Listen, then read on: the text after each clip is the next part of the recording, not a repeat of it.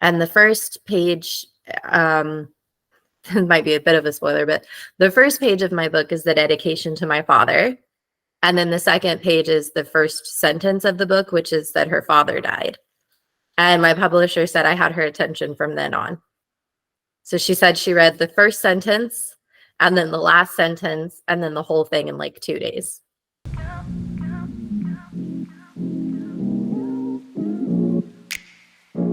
Hello, everyone. Welcome to the Fangirl Feels podcast. We give an emotional analysis of all the books, TV shows, and movies that we're into that week. I'm here with my co-host, Olivia. My name's Olivia. And we're the Fangirl Feels podcast. Our intros are chaotic. Every time it's different. It is different every time, but that's fine. It works. So today we have a super fun episode, a one-of-a-kind episode. We haven't done this one, episode like this before, but we're excited to bring on an author. So we're going to be talking to Bethanie Finger today. We first met Bethanie. You were one of our first people that followed us, or we followed you, and so we're very thankful to have this connection and to finally talk to you in person. So Bethanie, if you want to introduce yourself and tell us a little bit about yourself, we'd love to hear from you. Oh, thank you for having me. This is very exciting to meet you kind of in person. So I'm Bethanie Finger. I am most known for being the host of Prince Kythian Pod, which is a Marissa Meyer podcast. I am also a debut author. My book comes out in February. It's called More Than Life. I'm a school librarian / teacher. I'm a book lover, of course. I'm not sure that there's a lot of fun, interesting facts about me. I think most people know me from Prince Kythian Pod. Those seemed interesting to me. You're a school librarian for what grade or what levels, if you don't mind sharing? K through 5. Oh my gosh. So do they still do Scholastic? So when we were kids, they were the Scholastic book fairs. Are there things like that? What? Is it still Scholastics? It's still Scholastic Book Fair. We actually just had Book Bus last week too. That still exists. Yeah. Well, it does at my school. I don't know about everybody. I kind of fought really hard for it. My principal had never even heard of it. So actually, those are sorry, go ahead. What were you going to say? What is it? You said Book Bus? Yeah. Oh, you've never had that? No. Oh, it's so much fun. It's literally a bus. It almost looks like an ice cream truck maybe would be a good comparison. And you open it and it's just books and bookmarks and pencils and erasers. And I actually, as a child, got my very first book that I owned from Book, but I still own it actually. It's being held together by tape and hope, but I do still have it. Tape and hope. I love that. Yeah. Aren't we all? All being held by tape and hope. But yeah, I loved those. It was a little bus. It would happen maybe once a month or something like that, or maybe a little more than that at my school. And we would go in and you get a book. It was so fun. Yeah, and it was usually based on what points you had and how many books and hours you read and stuff. And I have mine based on my school does points for whenever there's good behavior and stuff. So I have mine based on, oh, you got 100 points. Let's go get a book. So I love that. I don't know if we did that, but I love that. I think we were just free for all. Yeah. I was deprived. That's incredible. That's amazing. You were deprived, Tanya. Yeah, you were. It's a really fun experience. Sorry to tell you, your childhood was terrible.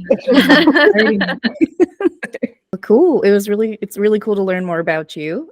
So we're going to dive into your book first. Then we'll be talking about writing process. So we both we're aspiring writers. One day we want to write a book in our lifetimes. So maybe just one. And so I always say if you're a writer, you're a writer. Right. So whether you're, aspiring to get published or to publish yourself, you're still a writer. That's so nice. I thank you. Thank you so much. I agree. Podcast hosts, writers, we do it all. But then we have a fun game underneath too. So we'll get to that. So we'd love to talk about More Than Life. So if you could share a bit about the book and what are the themes or messages that are central to it? So the main theme of the book is sort of life after grief. It started as a project while I was coping through the loss of my father, who died very unexpectedly. And that sort of bled into the story and the characters. So More Than Life is about two stories. It's about Cordelia, who loses her father and her title and has to get a job as a barmaiden and try to figure out what life is like outside of the society she grew up in. And it's also about a man named Jaspar, who has been cursed with non-existence and has spent his life trying to navigate a world where no one can remember him. And eventually the two of them are able to work together as they try to find the lost continent of Quilaris. That's awesome. That sounds super cool. So you would describe this as like a fantasy? It sounds like it's Historical like a fantasy, historical absolutely. fantasy. Absolutely historical fantasy. That's Yeah, I Olivia's love favorite that. genre, I think. Oh, wonderful. You basically just described my interests in like 2 sentences. Well, good. Then you'll like it. Yeah, that sounds And awesome. I had a question about like what books is similar to. I'm picking up like Invisible Life of Addie LaRue a little bit, if you read that. I Like have the not concept. read it, but I have had people tell me that the character can't be remembered. So that is something that they share. I love that. I think it's like a theme from like old like lores, like folk tales. So like I think that's Yeah. really cool. And I'm super interested already just from like hearing your synopsis. So like I mentioned earlier, we're aspiring writers and we're always curious about process. So could you describe your journey from like, I'm gonna write this, or like you have ideas and then you start actually writing up into fruition when it's produced and it's not even out yet, but it's gonna come out. So that whole process, how did it go? I think every project is different. I've actually written probably close to 50 different like books and songs and short stories, poetry over the years. This is just the first one that a publisher picked. But for this particular project, it started because it sort of has two origins. One was I started writing various scenes of my life that I thought would help me while I was trying to cope with the loss of my father.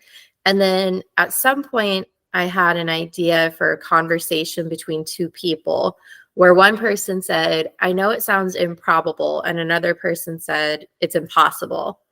And that kind of lived on my notes app on my phone for like 3 months. And then I was sort of in the mood to write, and I was looking through my notes on my phone, and I saw that, and I thought, well, what kind of a person would believe that nothing is possible, and what kind of a person would believe that everything is possible, and why are they having a conversation? And eventually that combined with what I had already started writing in terms of, coping through my loss became what is now this entire sort of mythology story that I created. And I'm a pantser, if that helps. Pantsers, I don't know if you guys are pantsers. Pantsers is chaos. It's just, you don't know it's happening until it's happening. Wait, what does that mean? A pantser? Yeah, what does So that mean? there's types of writers. Like a plotter is someone who will have like an entire outline before they start writing their book. And a pantser like me is you just write and see what happens. So Oh, many okay. of the decisions for this book happened while I was writing and I needed something. For example, there's magic in the world. That's because in a deleted scene, they were on a boat and they needed to cook the fish. And I couldn't figure out how they would have fire on a boat. So he had magic.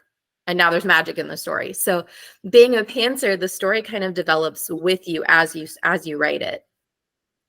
That's interesting. That's helpful to describe it that way. I've always wondered how people, make those decisions. I think to me, I would probably be the same. That makes sense. What do you guys think you are, a plotter or a pantser? I'm probably a pantser. That makes sense to me. Just the way you described it, I'm like, I would absolutely do that. You Be just like, write. backtrack. Yeah. Yeah, you can just add write magic now. basically. As you were There's saying little, it, I mean, there's little like post-it notes on my desk that are just chaos, but they make I was sense to me. One of the books I wrote a few years ago was about a girl at a camp, and I had a little post-it that said raccoon ?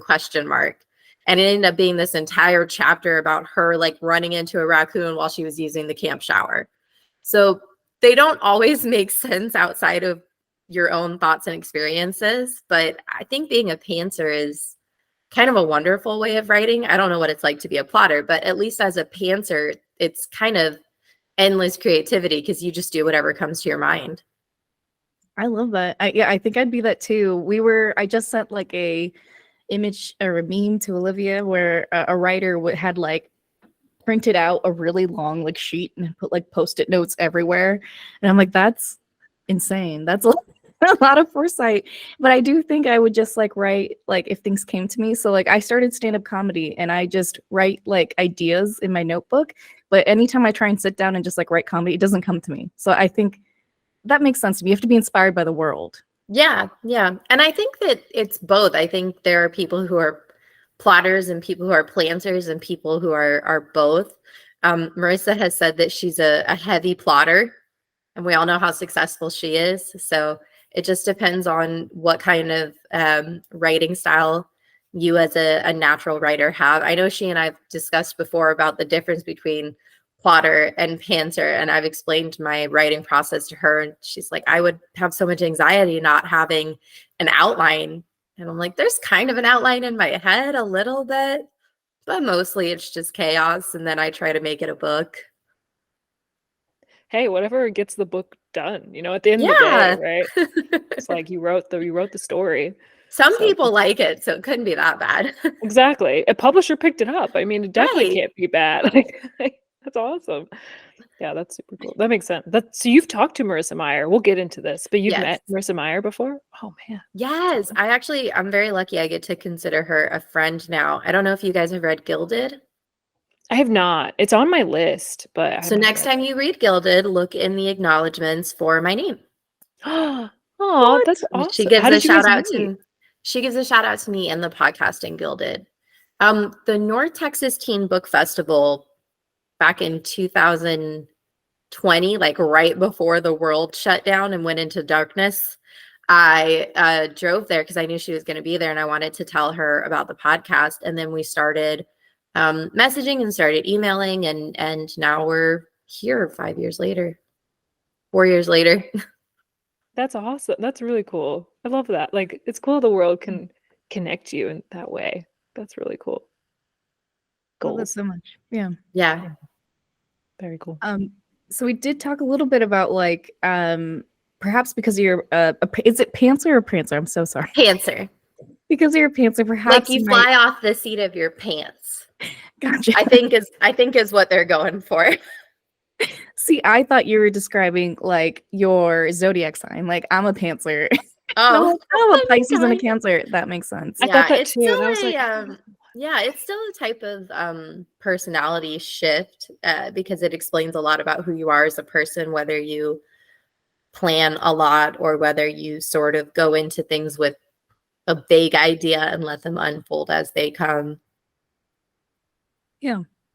I was curious if you could describe, did you encounter any problems because you consider yourself a pantser? And then if you could describe any other challenges that you faced during this process from like, I am curious, like the process of talking to publishers and getting that out there. I'm curious, like what hurdles you encountered during this process?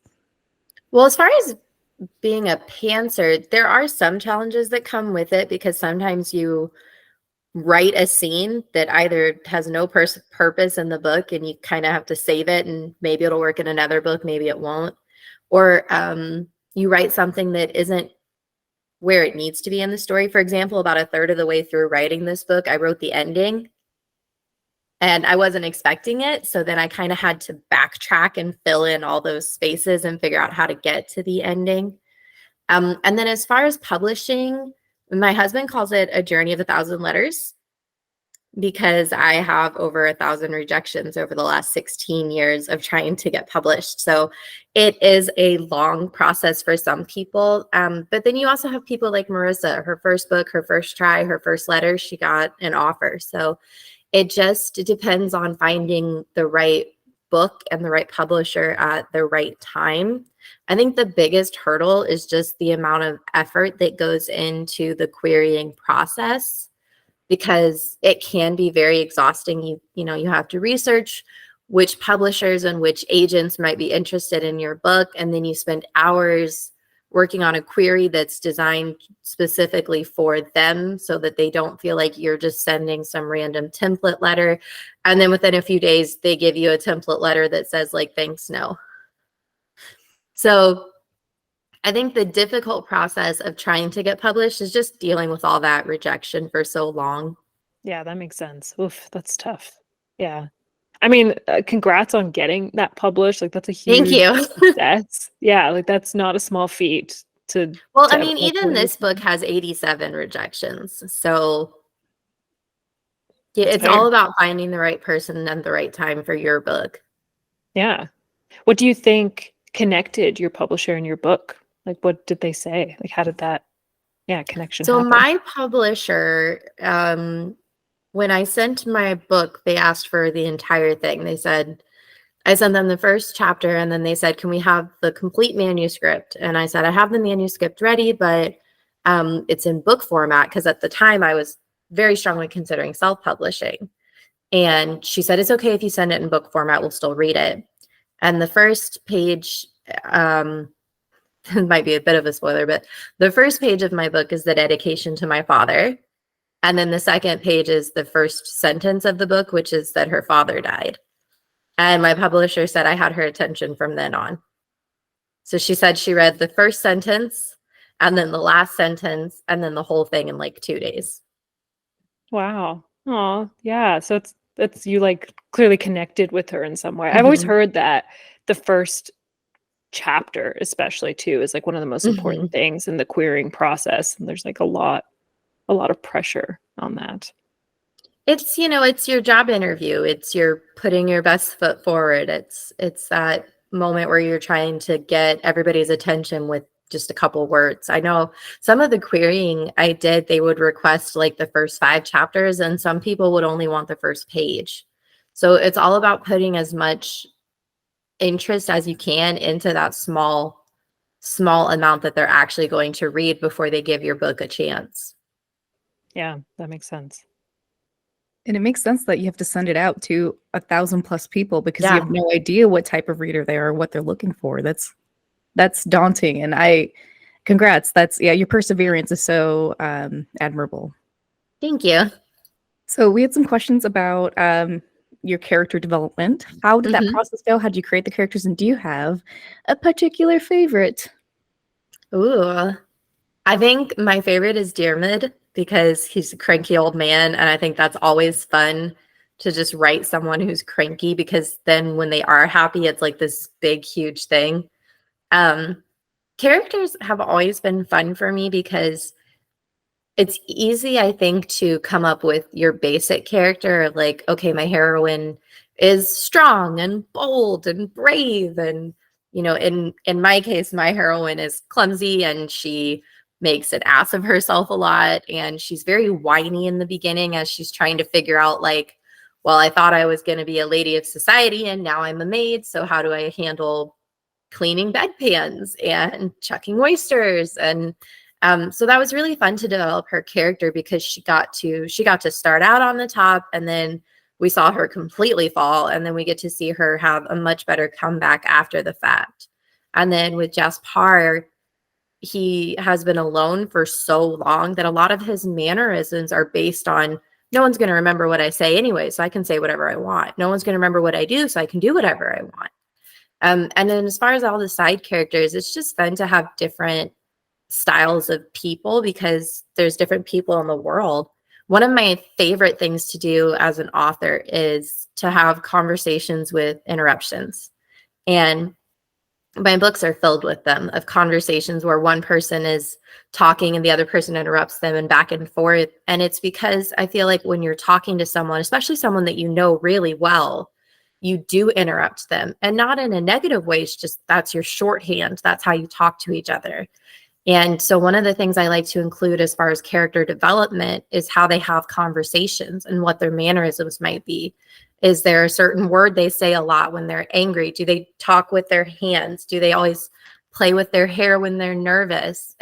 Little tiny things that most people do on a daily basis, but when you give them to a character, it really helps them feel more authentic and more real as a person, instead of just a name on a page. It's really cool to hear you talk about that because I just never put myself in like the shoes of a writer to think like about those details. That's cool that you're like imagining talking to someone and like what they would be doing.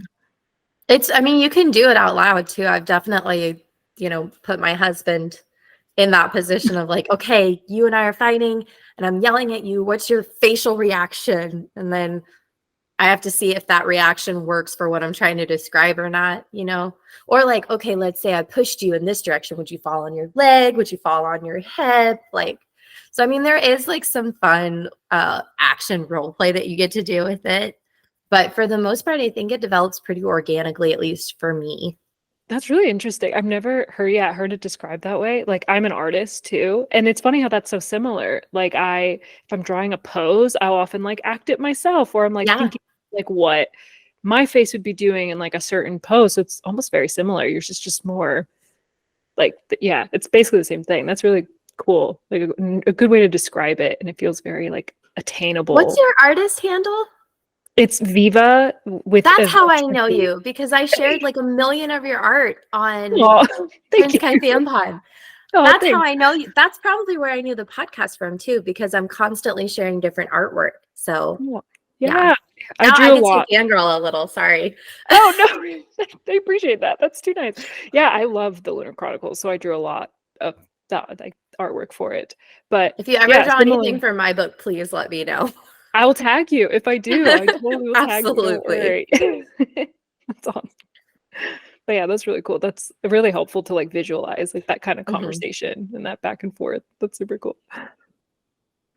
So there's fighting in the Oh yeah, there's drama. There's of course drama. It's a book, right?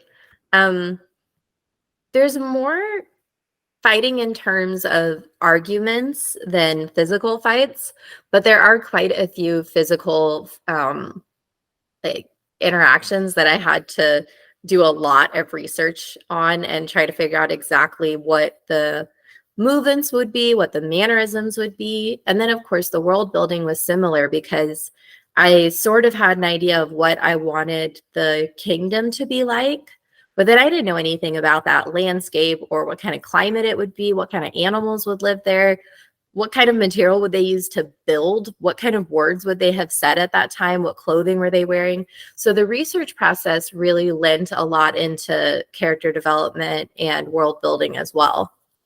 That's so interesting to hear your process. Yeah, every time you say something about your process, I'm like, I never thought about that. That's really cool. So we have a couple more questions about your writing style, and then a fun question that will lead into the Prince Kai podcast. But so, Okay. are there specific authors or storytellers who have influenced you in your writing style, or the themes you explore in your book?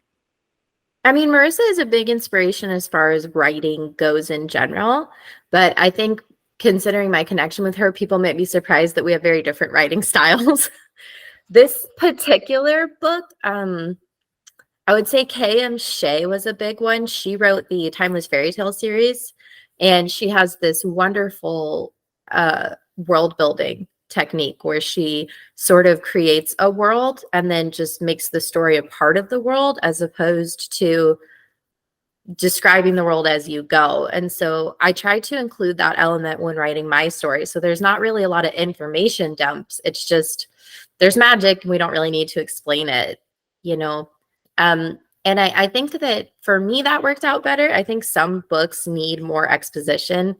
This particular book, I wanted the world building to feel a little bit more natural and like the world was already developed and we were just meeting these characters in it.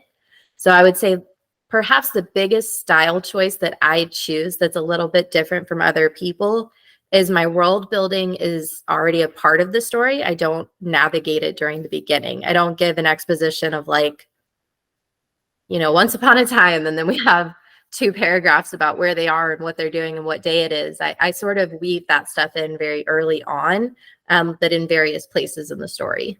That makes sense. It kind of feels, just by you describing it, a little bit like something that I loved about the Lunar Chronicles, since we mentioned Marissa Meyer a lot, is like it does pull from a lot of the fairy tales that we already know, and so she doesn't Mhm. have to world build in the way that like maybe other books would have to, because it's already kind of using past knowledge. So it almost sounds like there's like maybe an element of that here where you're building this, that the world is new, but maybe there's like just elements of familiarity that people can like draw from to then like take them through the book. Correct me if I'm wrong, but that sounds like I maybe mean, that's something.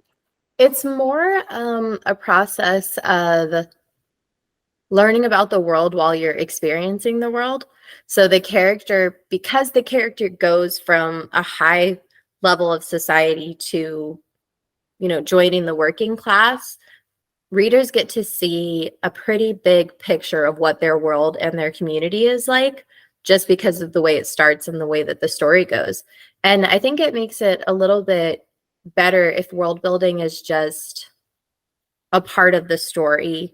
And I think every author does this, but it's something I enjoy is I try to make it a part of the world. Like, what does it smell like? What does it feel like? What would the temperature be in June at 9 p.m. at night? Would it be hot? Would it be cold? Is there a breeze from the ocean? What does it smell like? What does a rotten fish smell like? Because I have to write a scene about that. So just little tiny details like that. And when you're researching it, you sort of start to picture something in your head as you go. So then during the writing process, that's what you start to describe. That makes a lot of sense, actually. You're just like naturally infusing it into the Yeah. story rather than taking the time to like describe it out. Yeah. Yeah. Which Yeah. as a reader, that would definitely help. Like it's much easier. Yeah, that makes sense. Yeah, and I think it's reader preference because I know some people, they like that sort of information dump style where you get everything at the very beginning and then you can just move forward with the story. I think the world building is done throughout my entire book, but you get a pretty good general sense of where they are and what they are and what time it is in the first few chapters. So I was curious, are there any particular fandoms or fan communities that have significantly influenced your perspective or your storytelling? I would say for sure the TLC community has been a big influence because I don't think you realize how big a fandom is until you become a part of it. I think from the outside, it's just, or like Swifties, for example, would be a good one, I think, because most people are familiar with that. But I think there's misconceptions about what it's like to be a part of a fandom. And then you become a part of it and you realize it's just a lot of friends that haven't met in person. It's just a lot of people that really like the same things as you. And so they're kind of automatically built-in friendships. And you might not see them at Target every day or something, but you're going to text them, you're going to message them, you send each other fan art or memes or I loved this scene or just a picture of a page. I've gotten that before of like, oh, I love this scene. And it's just somebody took a screenshot of whatever page they were reading at that time. So I think that when you're writing, if you already know what a fandom is, it would be hard not to try and create something that would allow people to develop a fandom if they wanted to, or cosplay for that matter. I think that's a. Oh, by the way, I can already. We're gonna post that. I already know we're gonna post that, so people can definitely relate. I think to that idea of fandom of like. I think you just said like we just haven't met yet. We're friends. Yeah, yeah. Too real. The amount of friends I have just from like fangirling and posting my art and like, yeah, I've never met them, but I genuinely consider them my friends. Like it's true. One of my best friends, Leah from YA Book Chat, I've never met her in person, but she's one of my best friends. Yeah. I have my friend Ruth and Morgan. I've met them in person like 3 times, I think, maybe 4, but they're 2 of the people I'm closest to in the entire world. So yeah, I think there's a quote about it. Internet friendships are miles apart, but connected by heart. And I always love that quote because it's so true. It's so true. And you don't realize the concept of like having a pen pal and how important and emotional it can be until you have one. Yeah, it's like the modern day pen pal. It's like, it's so true. Yeah, one of my really good friends, I've only met her maybe 3 times in person. We were internet besties. Yeah. I mean, I've never met my publisher in person. It's all been on like Zoom and stuff. So yeah. It's fair. Yeah. Oh, wow.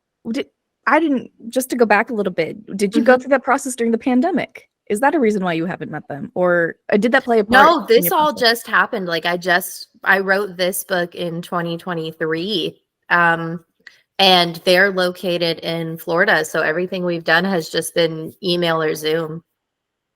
Yeah. That makes sense. I would imagine in this day and age. Yeah, you don't have to meet them. Yeah. No, you never have to be there. That's someday so in person would be great, but yeah, it's not a requirement by any means. Dang. 2024.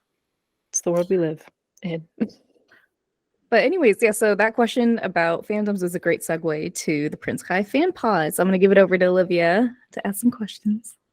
Yes, I will take over this one because I love the Lunar Chronicles. It's actually, I continue to say all the time, it's the book that got me back into reading as an adult. I read it back in 2016. So I would love to know like your journey of starting the podcast and your relationship with the Lunar Chronicles and how that all started. So the podcast was because I love podcasts and I love serialized podcasts where they go chapter by chapter and episode by episode if it's a TV series. And there's a ton of Harry Potter podcasts, there's a ton of Twilight podcasts. And I could never figure out why there wasn't one from the Lunar Chronicles when I knew how big the community was and the fandom was. And I think for about 3 or 4 years, once a month, I would just like randomly check, like, is there a Lunar Chronicles podcast yet? And at some point I was talking to my husband about it and he's like, if you want one so bad, just make one. And I did. That's the way to do it. Yeah, That's the way rest to is do it. history. The rest It is celebrates history. 5 years in May. It'll be 5 years that the podcast has been going. Wow, that's Congrats. amazing. Yeah. Yeah, that's awesome. I think about the Thanos quote. It's like, fine, I'll do it myself. Is that Thanos? I mean, yeah, kind of.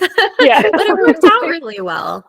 Yeah, it did. That's awesome. So you've been doing it for 5 years. So Mhm. like, yeah, talk about that journey. Like, how did it start? How has it been building an audience? Well, you already talked about how it started, but how's it been building an audience and that growth? Like, what's been your process doing that?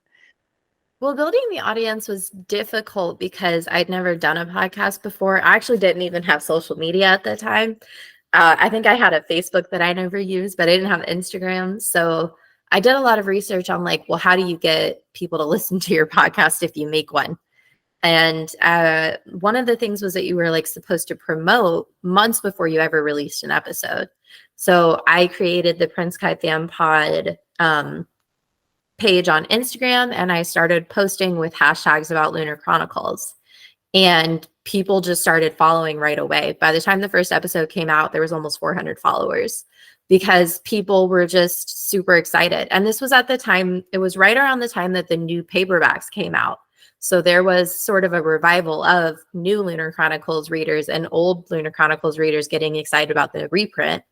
So I think within the first year, we had 2,000 or 3,000 followers. And right now we're at about 5. It kind of leveled off.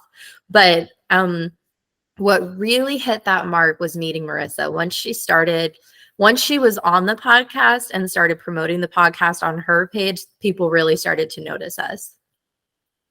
Yeah, that makes sense. How did that happen? Well, you described how you met her. What year was this? 2020. Oh, okay. So yeah, you said the pandemic. That's so awesome. I met her before she started her podcast. Okay. So what's funny is she messaged me. I've met her in March of 2020 and she started her podcast in like May or April, I think. And I showed up to meet her and I had a t-shirt and I had a cup and I had a postcard with like all of my podcast information. And I heard from her assistant like a few weeks later. And then she and I did an interview on the Prince Kai Fan Pod. And then she started her own podcast. And so we've been on each other's podcast, I think 2 or 3 times now. And then very unexpectedly, she put me in Gilded. So that was really exciting. She didn't tell me she did it. So that was really exciting for me. And then I've actually got to meet her in person 2 or 3 more times because I went to the Heartless musical in Utah, which was a wonderful production. Both times I went. And I got to see her when I went to Washington on a very delayed honeymoon with my husband. We went to Washington and she's there. And I met her at one of the local bookstores there.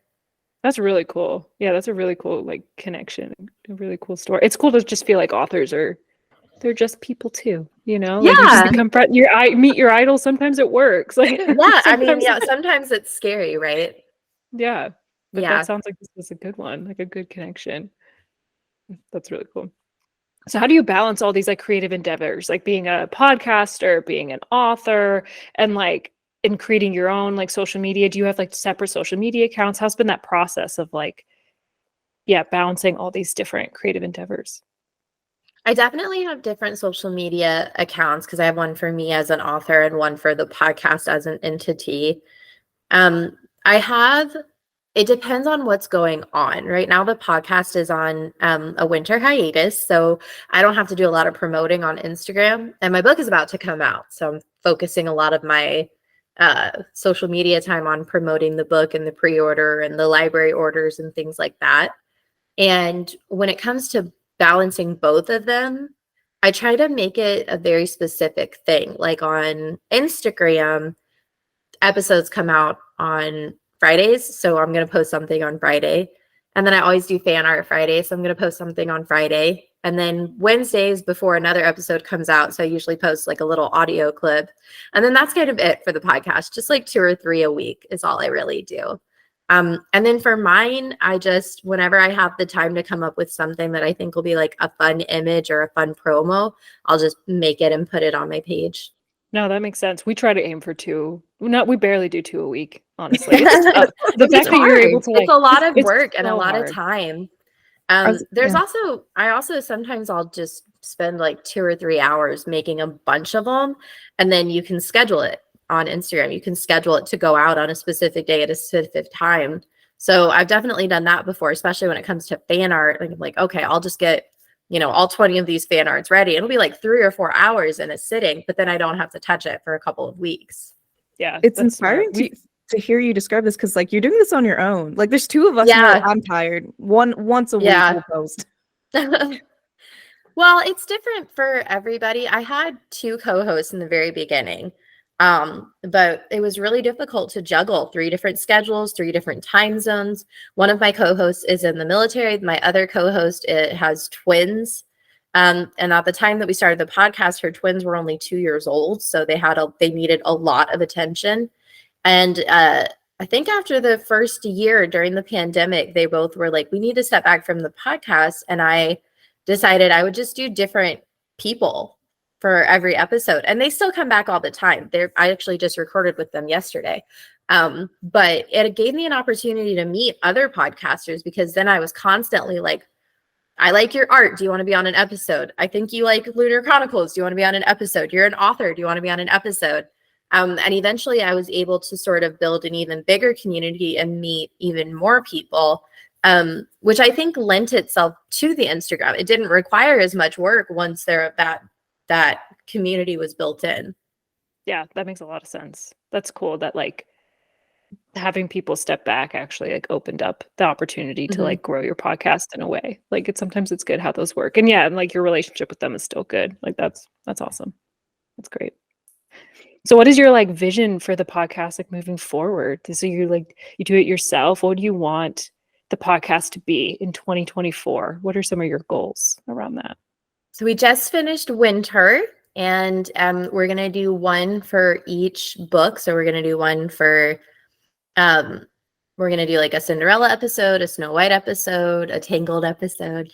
And then we're going to do graphic novels and Stars Above. And when we're done with Lunar Chronicles, it'll be time for Heartless, and then The Renegades, and then Instant Karma and Gilded and everything else she writes. She promised I will not run out of material anytime soon. So going forward, it's just going to be years of trying to do each book.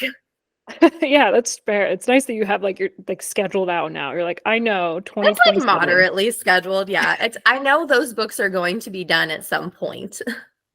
That's fair. That is nice to like have a focus too. Like that's something we struggle with sometimes. We're like, we're talking about everything, but it's nice to have like a focus. I mean, talking about everything seems kind of fun. There's no limit, right? You can just say things. You don't have to like stay on task. One of my things is I'm constantly going on tangents, and I have to try to bring it back to whatever it is we were actually talking about. We do the same somehow, some way, even though we can talk about everything. We find a way to go to Mars and come back. Like Every time. Every time, like, somehow.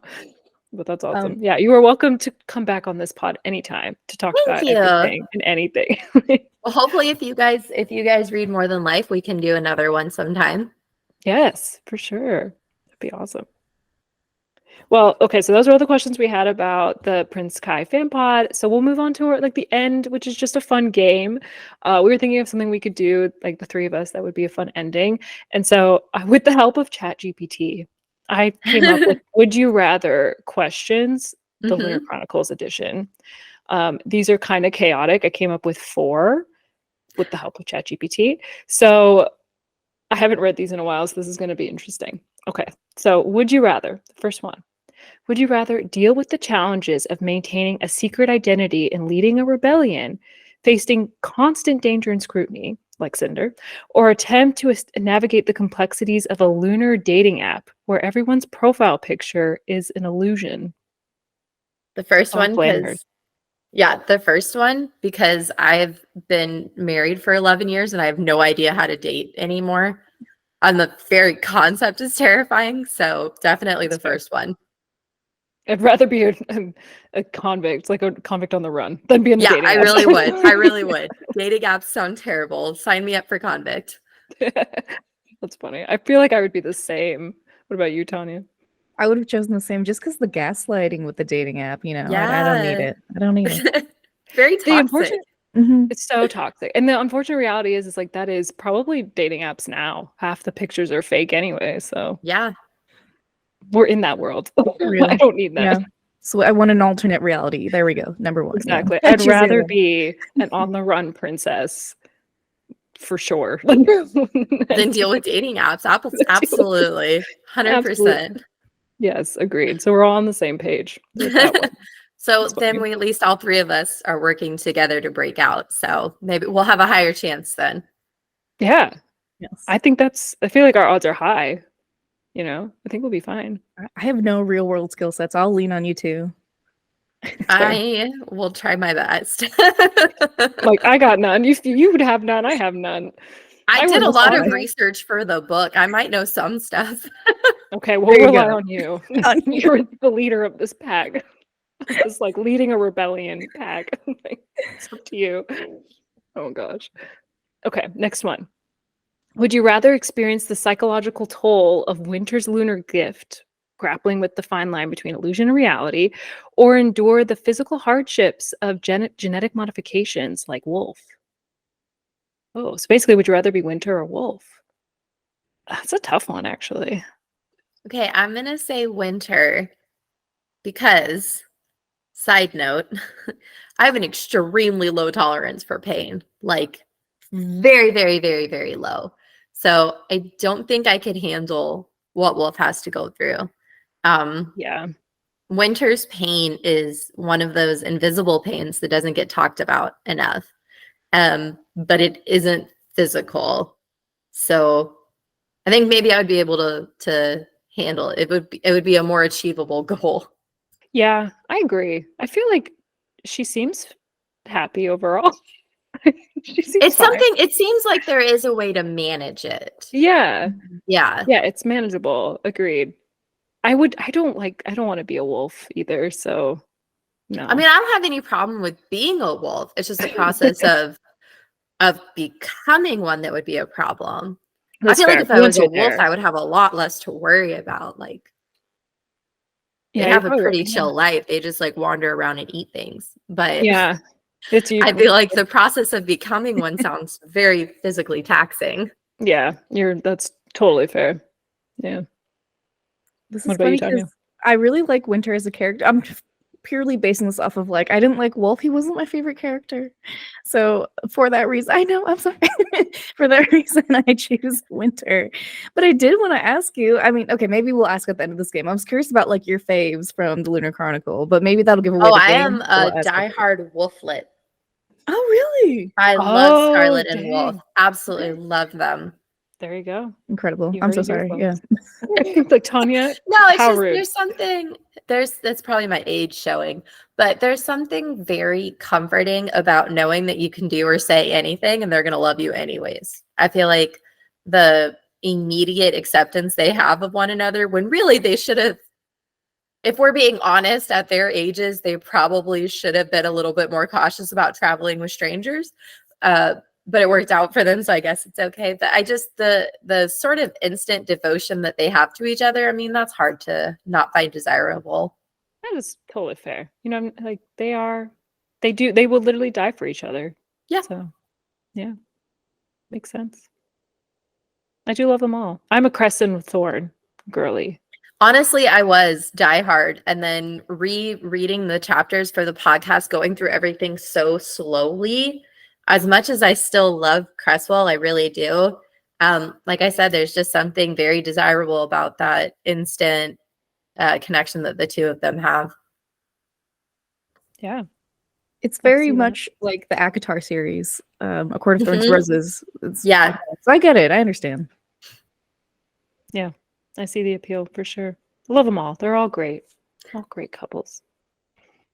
Okay, let's go on to number 3. This one's a little bit chaotic, so we'll see how this goes. Okay, would you rather have the unwavering loyalty of a lunar wolf pack, like Wolf, but they insist on following you everywhere, or possess the persuasive abilities of Lavana, but you can only use them to convince people to engage in Luna-themed karaoke? I don't know what Luna-themed karaoke means, so let's just say karaoke. Like songs only about the moon. I guess. It's songs only about the moon. I love that. I'm a writer, so I value my privacy when I need it. I'm going to go with karaoke. Just that's your own, like, that is your lunar gift, is everyone Yeah. sings karaoke. Because I just don't want people following me all the time. Yeah. I'm also a girl, so not to be sexist, but there's a good 4 or 5 days out of every month I don't want anybody near me, so let alone an entire wolf pack. So I mean, yeah, I'm gonna go with karaoke. I think that's Hard totally pass fair. on the wolf pack. That's sound logic. Same. I agree. Yeah. And I mean, you can control when you have people sing karaoke, right? Like, you don't have to do that all the time. Right.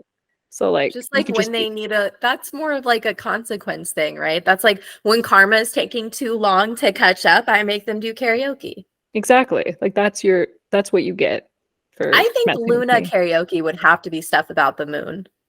I would assume so. Or wolf, just like hungry, like or like hungry like the wolf, like something related to the various crazy stuff that happens up on that rock. maybe there's just like themed, yeah, or just any moon descript, like any song that has a moon involved. Yeah, Like, don't fight the moonlight. there I you don't know. go. And I'm just gonna think of all these moon songs. Which, That's honestly, it. that's a Love You great to the song. Moon and Saturn. So we got a Taylor Swift one. We got a Yeah. Taylor Swift song. There you go. This is actually, I agree with Yeah. you. I This see is the no best one. cons. I see no Yeah. negatives. I don't see Definitely. anything wrong with having this karaoke power. I genuinely think it would just be a way for me to speed up karma. Yeah. And I just think you'd always be the life of the party if you wanted Yeah. that. Like, yeah. The only this was downfall easy. I could see is somebody else figuring that out and trying to like constantly like, this person cut me off in traffic. Can you make them go sing Can't Fight the Moonlight or something? Like, I could see people trying to take advantage of your really cool power, but I think that's a better payoff than the wolves. Yeah, I think that's inevitable, right? People are always going to try to use it for their own gains, but it's up to you. I would You totally decide. join the wolf pack if they didn't have to follow me all the time. Like if I got to decide when we hung out, that would be fine. Yeah, it's like a friendship, like really close Yeah. friends. Or I think of like the wolf pack from Twilight. Like, these were close, Yeah. but they didn't all follow each other around. Yeah, This but they is were always aggressive. in each other's heads, and that would also really freak me out. That's like my true. thoughts should be private. Yeah, Just they like don't my need to do research that. history as a writer should be private. Dude, I clear history. Yeah. Yeah. My FBI agent is like, what is this girl doing? Right, absolutely. I think that's the only way you can get away with this. Some of the stuff we have to research for how to know how to write it. Like that's the only way we get away with it. So we're like, well, we're writers, so I mean, this was part of the process.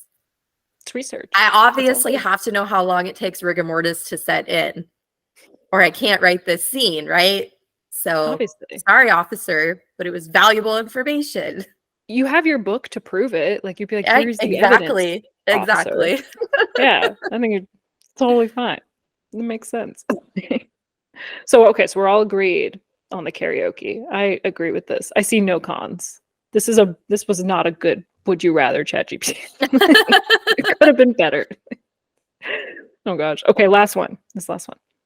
Would you rather live in a world where letumosis was a constant threat and every time someone sneezes, it triggers panic? Which we've lived in that world, to be honest. Yeah. So that's pretty normal. Still kind of, depending on who you're around, right? Yeah, honestly. Yeah. Too real. Okay, or reside in a utopian society where the cure has been found, but your only entertainment is letumosis-themed puppet shows. Why puppet shows? Ask ChatGPT, but That's the reality of it. That's our only entertainment. Okay. I don't want to condemn the world to like more plague, but the second one just sounds terrible. I So agree. like I don't like the idea of like, yay, plague. But the second one is just not bearable. Sorry, guys. I'm gonna go with option one. Yes, I feel you. Tanya, what do you think? I think so too, because specifically Lettermosis themed puppet show. Like, no. Yeah, it feels we kind of don't do that. insensitive. Yeah, exactly. It's very insensitive. Like people already react badly to like COVID themed things Hey, these days. I have kids because I teach and I'm a librarian. I have kids that say COVID instead of bless you. What? What? And it's not a joke. It's just somebody sneezing, they go, COVID. Oh, Like, I'm serious. And that's how they say it Kobe. too. Yeah. COVID. Every it's single like time. Kobe. Yeah. COVID. Like, it's so funny though, because I know I've got so used to like someone would sneeze and you'd hear like a chorus of like, bless you, bless you, bless you from like random Yeah. people. And now I just hear COVID over and Oh over my again in my God. classroom. What is this world? So honestly, we're living in this world. We really are. We're living in the world. We've already done this. We're more accustomed to it. We figured out how to manage our symptoms. So it's an easier pill to swallow. Yeah. So I think we're all agreed on the first one. It's funny. Did Marissa Meyer see the future? Was she's like, I know this. I got this. It's funny because if you read COVID 128, did you guys read that? No. Okay, What is so that? you can find it on her website. You should, in the words of the immortal Taylor Swift, dropped everything now. She wrote a short story during COVID called COVID 128, where she imagined what life would be like if the crew had to survive its own version of a pandemic. And she had Dang. little jokes about like, man, I can't believe during Lettermosis we weren't wearing masks. That's Like, so she funny. had little Oh my jokes God. like that, and it was so funny. You guys should go read it. Honestly, it's beautiful. Yeah. How did I we not hear will. about this? Oh my gosh. I we did should not hear definitely- about that. This is incredible. That's so funny. That is so funny though. It's like, yeah, now looking back, like why weren't they wearing masks? But we didn't know back then. It was We fine. didn't know back then. No, it's fine. We didn't They know. survived. They survived. The more you know. The more you know. Oh gosh. Okay, that's the end of our game. That was awesome. And I think that's all we have. So Tanya, Well, do you have any more questions? I had one more question. What's your favorite Lunar Chronicle book? Cress. Oh, wow. Agreed, Okay. Cress. Yeah, we Yeah. get a really good wolflet scene in that one. Plus, Wait, I which feel one? like Which one's your everything favorite? happens in Cress. I feel like a lot of the big moments happen in Cress. That's true. I think. Yeah. I agree. It's the most one of the most payoffs. Yeah, happen in that Yeah, book. And like good word. the threads like start to come together more than like from the first two books. Yeah, Yeah. I agree. It's my I mean, I think if you look back at it, Cinder probably has the slowest plot. And then everything Yeah. slowly speeds up after that. I will say Ferris was brilliant. Just absolutely brilliant writing. Yeah, it was cool to see like her to feel a little bit of sympathy towards Lavana, But like, not to get that enough to background. redeem her. No, not enough. I think that's a hard balance. I do. I give Marissa a lot of props for that. I think it's a hard balance to make a villain, somewhat sympathetic, but they just aren't redeemable in the end. Yeah, agreed. Yeah, at the end of the day, that's true. I haven't read that one in a while, actually. I need to reread that. Good one. Audiobooks. I always highly recommend audiobooks. Rebecca Soler does an amazing job. She's one of my favorite audiobook narrators. Like She's incredible. She's so good. Yeah. I Yeah. listened to her first in the Lunar Chronicles. That was my first experience. And then anytime she but shows she's up, done so many other wonderful things too. I'm a big advocate for audiobooks. I probably wouldn't consume half the books I have if I didn't have audiobooks, but I've gotten so reliant on podcasts and audiobooks that other than when I'm writing, I don't know how to have quiet now. Like I feel the same. Grocery shopping, Same. folding laundry, walking the dogs, playing video games. Like there is always a podcast or an audiobook in the background. I can't. I feel you. Yeah, I Yeah. feel the same. We talk about this a lot, actually, that I'm actually audiobooks got me into like what I call my reading renaissance. Like I read a lot. Yeah, it was great. This was like 2016 to 2018. And then now I'm like I've gotten, this is like my Renaissance part 2 that I'm in right now.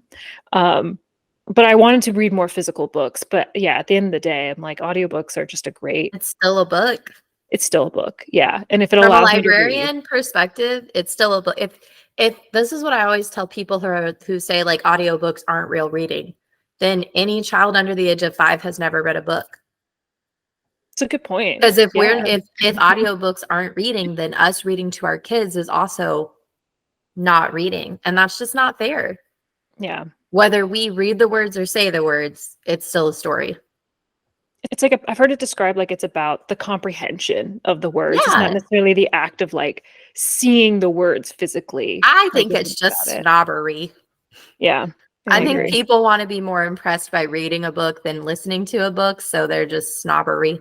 That's Yeah. just I don't agree. see the negative between an audiobook. I really don't. And honestly, there have been tons of audiobooks that helped me enjoy a book that I wasn't enjoying when I was physically reading it. Same. Agreed. Yeah. It helps like provide it in a way that can be just more accessible at times. I mean, it's Yeah. obviously it's definitely about accessibility, right? Even just Yeah, like people who can't absolutely. physically read. Yeah.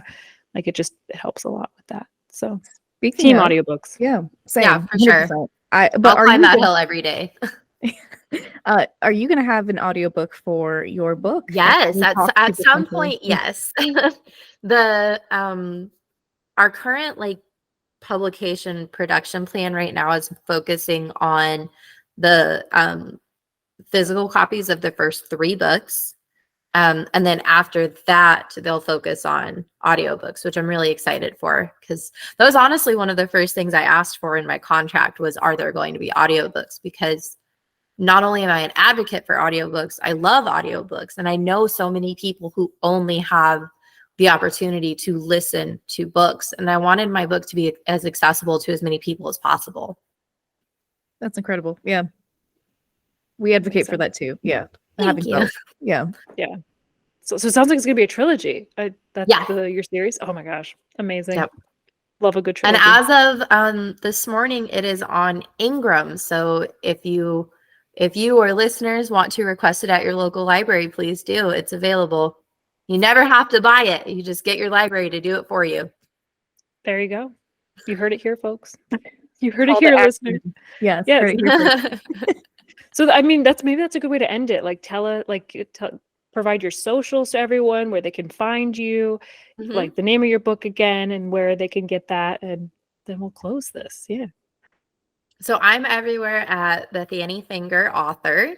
Bethanie is spelled Bethanie, and finger is pretty simple. It's like a finger on your hand. More Than Life can be pre-ordered everywhere, and you can request it at your local library. And if you want a sneak peek at the first 5 chapters, you can join in my newsletter. The link is on my website, BethanyFingerAuthor.com. And when does it officially come out again? What date? February 13th. February So 13th. very soon. Valentine's Day, as they say. Yes. Yes. Get your That's girlies awesome. together. Perfect. Yes. Well, awesome. So excited, and congrats again on the release. Yeah. It's a Thank huge you both for accomplishment. having me. This was so much fun. Thank you so much, everyone, for listening to the Fangirl Feels podcast. We hope you enjoyed this episode, our very first collaboration author episode. We love talking to Bethanie. She had so many like snippets that I already know we're gonna post to social media. I'm like, that's great. I'm too online. I'm chronically online. That's what my brain thought of. No, I agree. There's so many things. It's like that's viral content right there. Anything with viral. Taylor Swift, a hit. That's viral. that's Hollywood, baby. That's showbiz, baby. That's showbiz, baby. So you can follow us on all the platforms. We are Fangirl Feels Pod on Instagram, TikTok, YouTube, and we're on like all the streaming platforms. If you get here, you know that already. We don't need to tell you. But let us know if there are topics that you want to hear about, because we're constantly thinking of new episodes. So keep in touch. Until next time. Till next time. Bye. Bye. Sweet.